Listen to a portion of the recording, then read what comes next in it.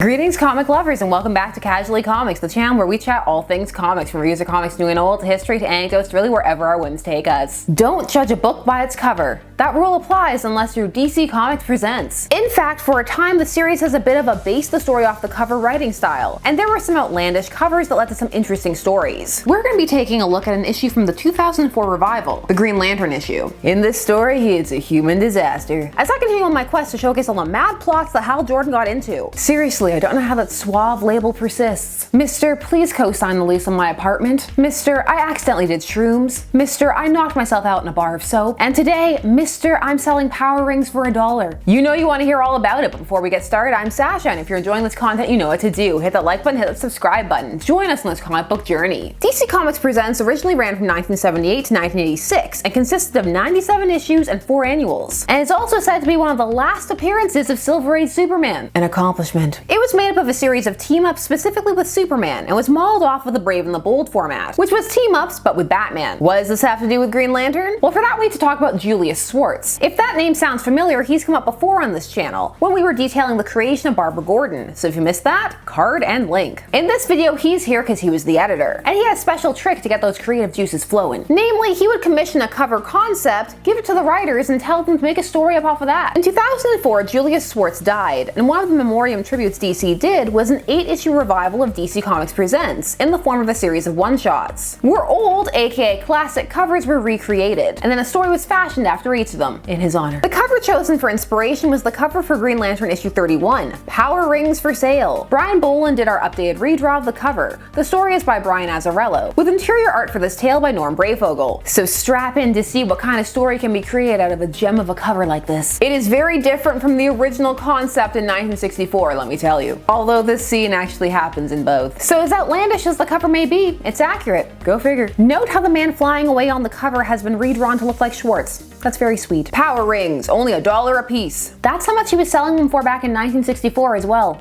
Now we know the truth. Hal Jordan doesn't know how to adjust his pricing for inflation. The story opens up with a bizarre conversation between two women. The whole time? He never woke up? Not once. What is this conversation about? I live in the gutter, so that's where my assumption naturally went. But is that where it was supposed to go? Given that there are more sexual type jokes in this story, I'm gonna say yes. And follow that yes up with a why. Whatever this story is about, it's interrupted by one of the woman's children running up asking if he can have $1. What's the magic word?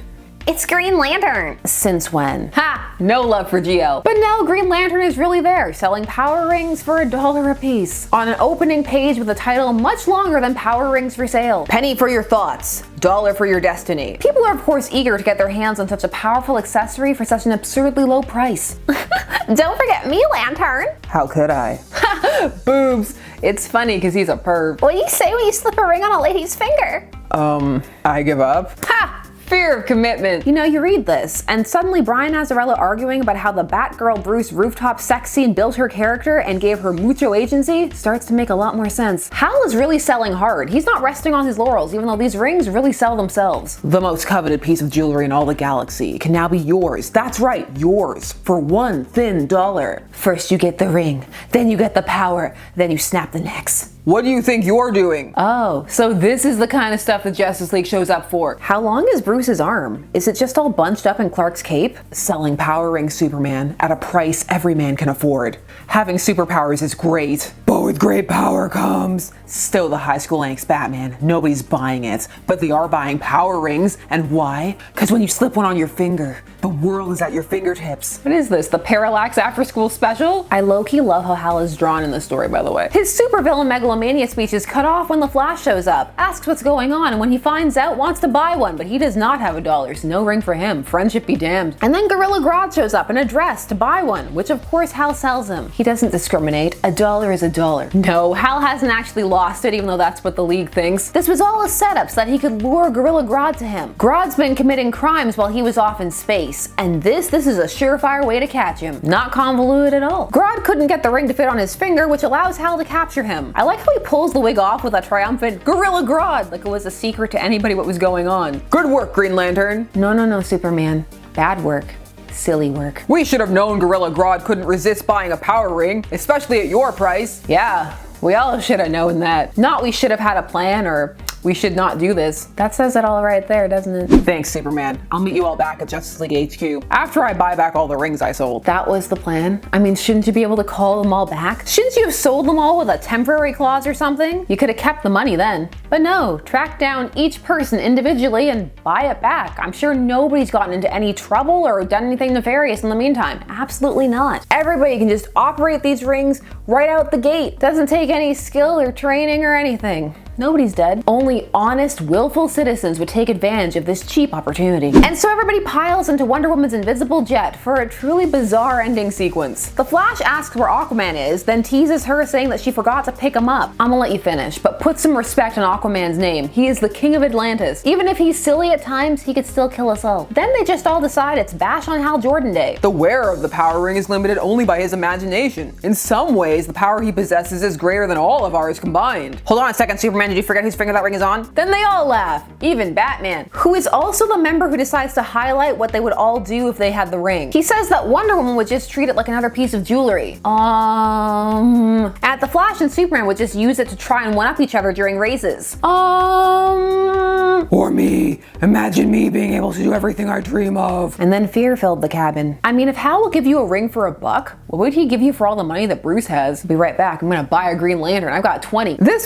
What was this? I mean, nobody is in character, so we could really call it $1 for your character assassination. It's clearly meant to be a joke though. As always with humor, your mileage will vary. I think it's meant to feel Silver Agey because the original story this cover belonged to was from that era. That story was completely different though. It had aliens. This would be funnier if people were in character. For example, instead of Gorilla Grodd buying a ring, why not pick one of the simpler or less intellectual villains? Have the League have some credible reactions, even if they're not necessarily all negative. Even a "hey, you shouldn't do that" wouldn't have been remiss here. Also, Wonder Woman treating the ring like another piece of jewelry? You mean like her bracelets and tiara, offensive and defensive weapons respectively? This cover is intriguing, and the idea of Hal selling power rings is funny. But this story takes it so literally, it's like experiencing a fever dream. It's nowhere close to being canon or anything though, so just let it wash over you. It's a diversion, and hopefully a humorous one that you enjoyed. Did you laugh, or did you just wonder, as I do daily, why would Hal Jordan do this? I mean, it's a good thing the first story was light, because the second story